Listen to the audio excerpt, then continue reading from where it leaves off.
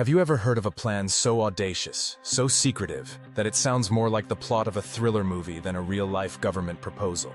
Welcome back to RiotRags, where today we're diving into Operation Northwoods, a declassified plan from the early 1960s that outlined a series of fake terror attacks on American soil, with the intent to blame them on Cuba. The goal? Justify a full-scale invasion of Fidel Castro's regime. Sounds unbelievable, right? But documents released in the 1990s confirm this scheme was very much on the drawing board. Here's how it all went down.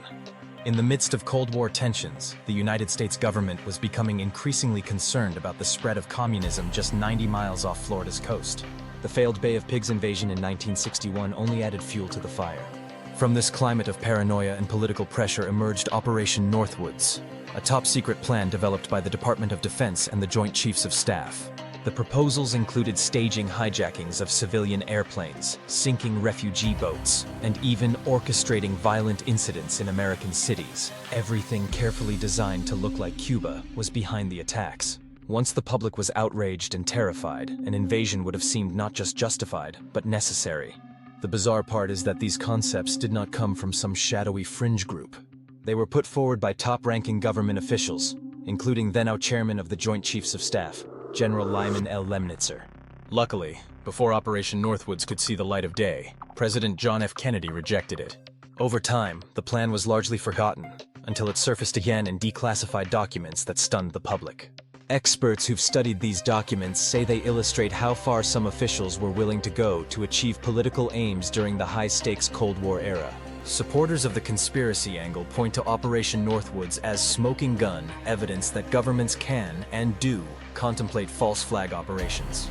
They argue that if such a proposal was ever put in writing complete with details of how to fake funerals and deaths, then who's to say other hidden plans haven't been hatched or even carried out? They also note that the only reason we know about Operation Northwoods today is because it was eventually declassified. What about the plans that weren't so conveniently revealed? Critics of the conspiracy viewpoint, however, caution that Operation Northwoods never left the realm of proposals.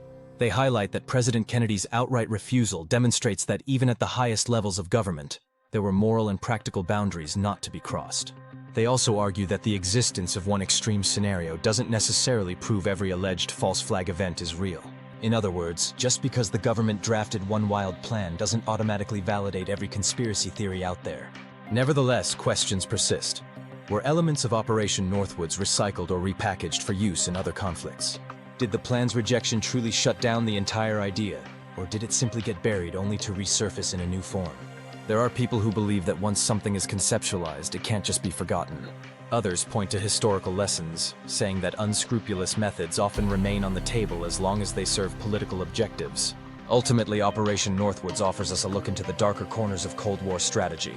Whether it's a sign of government overreach run amok or a relic of its time that was never meant to become reality, it remains a stark reminder of how easily the lines between reality and deception can be blurred when national interest is at stake. Perhaps the biggest question it leaves us with is, if our leaders were willing to consider such a drastic plot, what else might have been contemplated or might still be in the works behind closed doors? Thank you for joining me on this journey into one of the most startling chapters of Cold War history. If this story makes you look at official narratives a little more closely, or sparks curiosity about other hidden files, consider subscribing to RiotRags. Let me know your thoughts or theories in the comments. Do you believe Operation Northwoods is a one-off anomaly, or the tip of a much larger iceberg? The conversation is just beginning.